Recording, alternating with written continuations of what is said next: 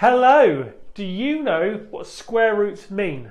But more importantly, what's the square root of 16? Okay? If you don't, that's great, because again, I'm here to help you. So, what do square roots mean? Square roots sounds really complex, but it's actually really easy, okay?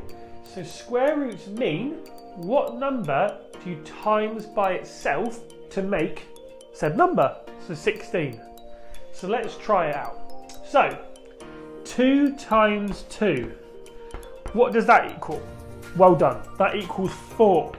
So, but that's not 16, is it? So it can't be that. Let's try a bit higher. 5 times 5, what does that equal? That equals 25. So it's not that one because that's too big. So let's try the one below.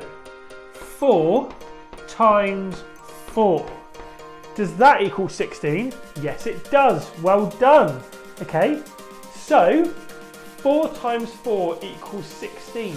So that's why the square root of 16 is 4, because that's the number you times by itself to make 16.